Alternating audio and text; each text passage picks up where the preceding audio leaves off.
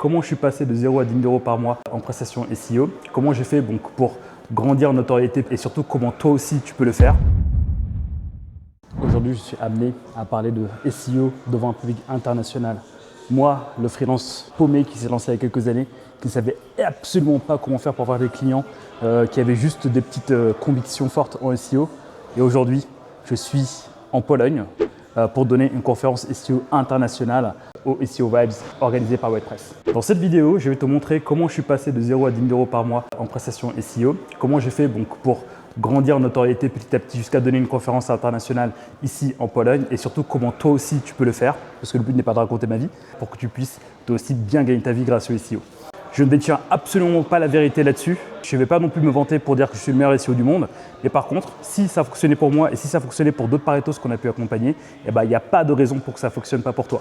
Donc reste bien jusqu'à la fin parce que je vais te dire tout ce qu'il faut faire, que tu suives étape par étape pour que tu puisses toi aussi devenir prospère et libre grâce au SEO. Mon intention dans cette vidéo, vraiment, c'est t'aider à gagner du temps. C'est t'aider à t'éviter à faire toutes les conneries que j'ai faites et surtout de te faire gagner un raccourci et un temps fou dans ta montée en compétences. Bon, je m'appelle Biker, tu commences sûrement à me connaître, mais franchement, ce que tu connais de moi aujourd'hui, c'est loin d'où je pars et qui j'étais avant. Parce qu'avant que tu me connaisses aujourd'hui, avant que tu connaisses le consultant SEO international que je suis, avant d'être l'auteur que je suis aujourd'hui, avant d'être invité à l'international à prendre la parole devant des centaines de pros de SEO venus du monde pour écouter ce que j'ai à dire, écoute, j'étais un mec comme toi sûrement qui bossait tard le soir, le nez dans son écran, à faire des tests encore et à se dire mais qu'est-ce qui ne fonctionne pas dans ce que je fais.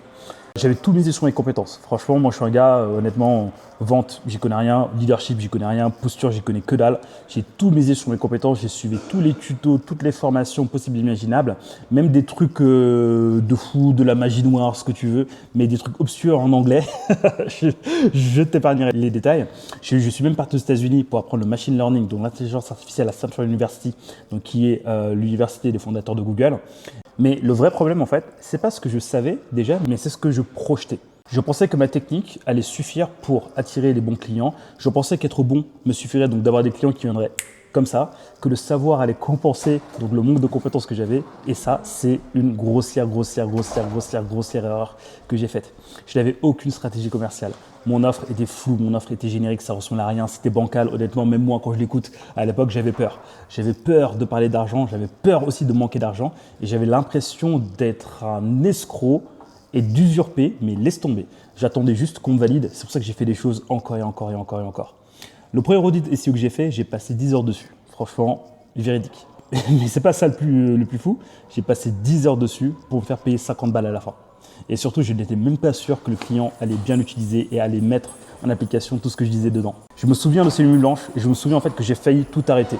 Le stress, la fatigue, la peur de ne pas y arriver, la sensation de tourner en rond. Et pourtant, j'y croyais encore parce que j'aimais trop le SEO, j'aimais trop en fait ce que c'est en train de devenir. Et je savais que le SEO pouvait me libérer de ma condition. Je savais qu'il fallait juste que je joue le jeu d'une autre manière. Et je vais te dire un truc, le déclic il est venu à un moment. Le déclic est venu le jour où j'ai arrêté de me raconter des histoires. Le jour où j'ai pris une feuille et j'ai noté clairement noir sur blanc qu'est-ce que je voulais faire, quelle était ma vision, qu'est-ce que je voulais réellement apporter, qu'est-ce que je voulais réellement faire de par cette compétence. Et en fait, c'était tout simple. Je voulais simplement être bon dans ce que je faisais.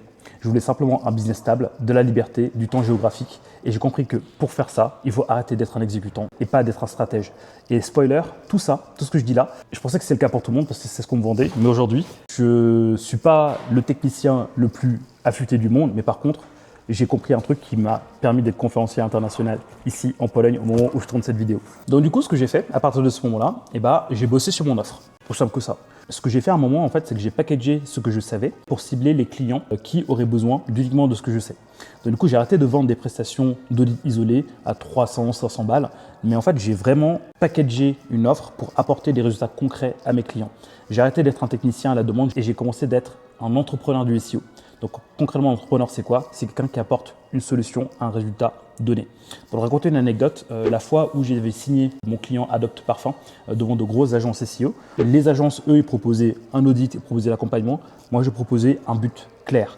D'ici la fin de l'année, nous allons être dans le top 1 sur les mots-clés que je cible. C'est ça que j'ai vendu en fait. Pas le fait que je vais faire des audits, Pas le fait que je vais faire plein de trucs, des techniques et tout, le client il n'y comprend que dalle, il s'en fiche. J'ai juste vendu le fait qu'à la fin de l'année ou bien à la fin de la période qu'on donne, eh ben, on va atteindre tel résultat. Et c'est dans ça que je mets en place mon package. Maintenant aujourd'hui, dans tout ce que je fais, tous mes prospects, quand je discute avec eux, je discute d'abord de où est-ce qu'ils veulent aller. Pourquoi? Parce qu'en fait, chaque client devrait voir exactement ce qu'il doit gagner avec moi. S'il met 1 euro avec moi, est-ce que derrière il va gagner 5 euros, 10 euros, 15 euros, etc. Et du coup, j'ai changé ma manière de parler, j'ai changé ma manière de me présenter, j'ai changé la manière de faire. J'ai arrêté de parler d'optimisation SEO et j'ai commencé à parler de promesses et de résultats.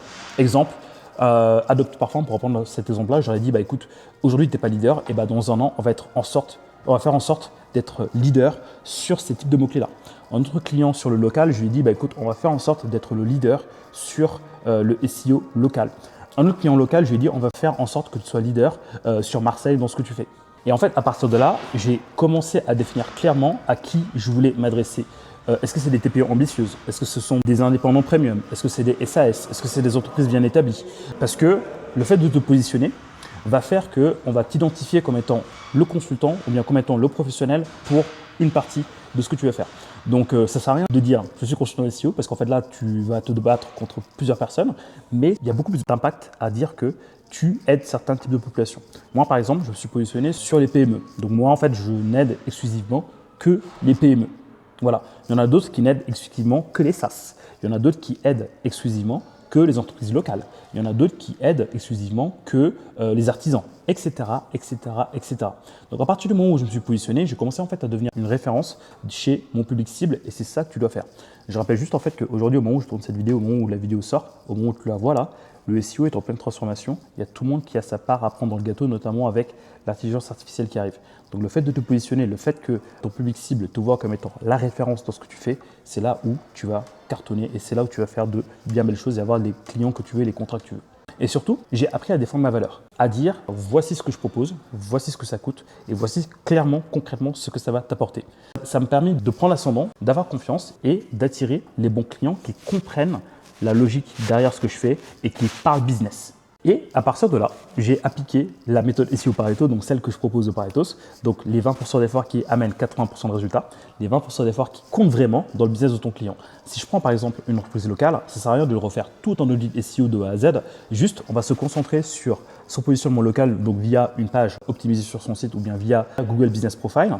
Juste en faisant ça, on va virer le 80% de bruit dont on n'a pas besoin, donc pas la peine de faire des optimisations techniques poussées, pas la peine de faire des recherches de backlink bien poussées, juste se concentrer sur optimiser sa fiche, collecter des fiches clients et là, c'est là où on aura des résultats rapides, clairs, concrets, à fort impact de visibilité et à fort impact business sur lequel ton client serait heureux.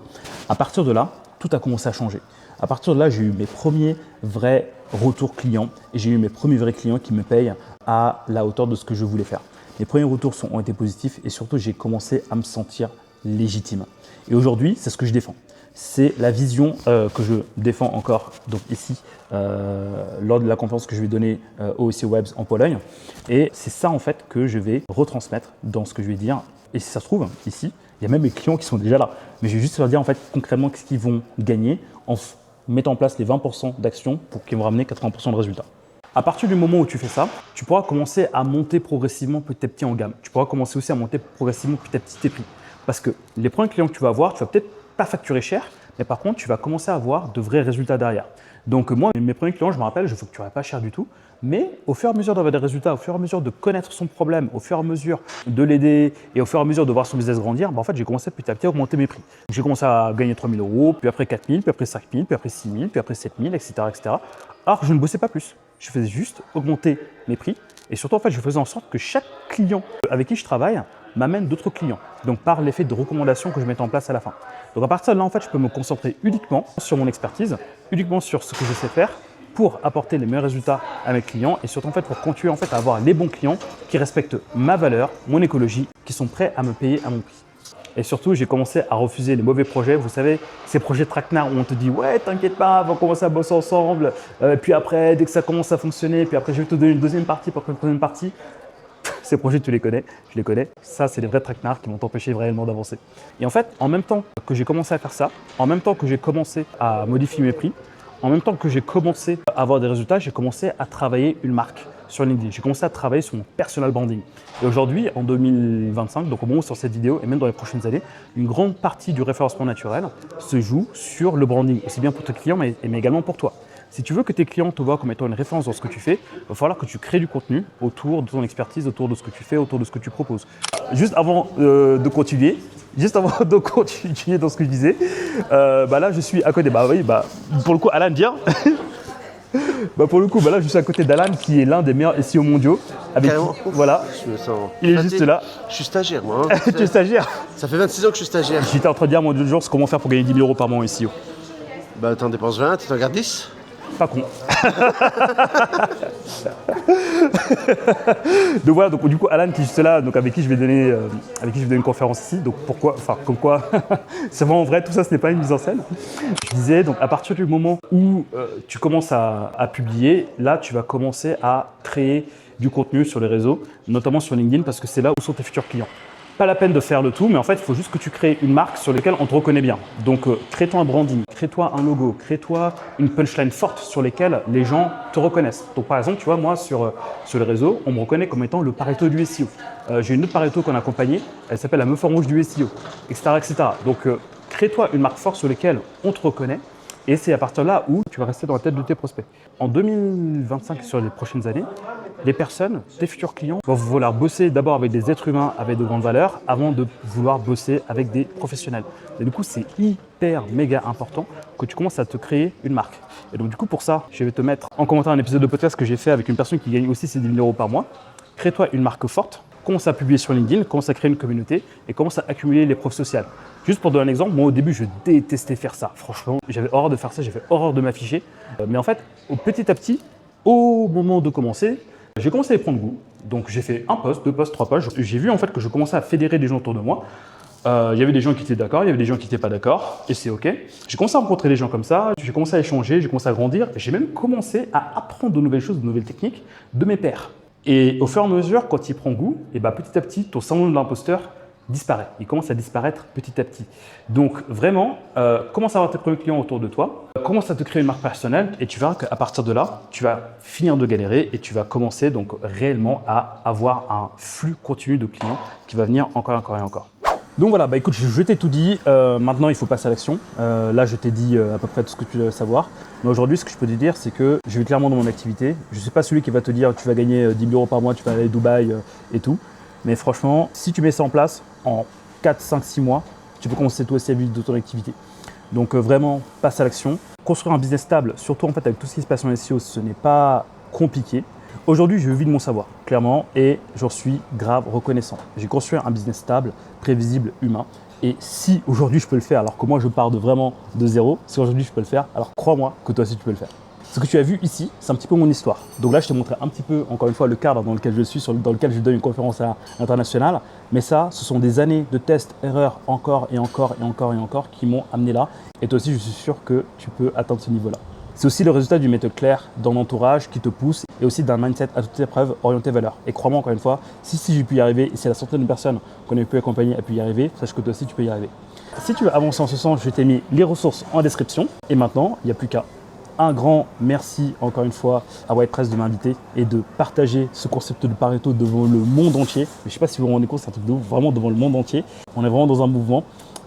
Et si tu veux en savoir plus, écoute, encore une fois, c'est dans la description. Et je te dis rendez-vous peut-être de l'autre côté. Abonne-toi, lâche un like et je te dis rendez-vous plus tard. Salut, ciao.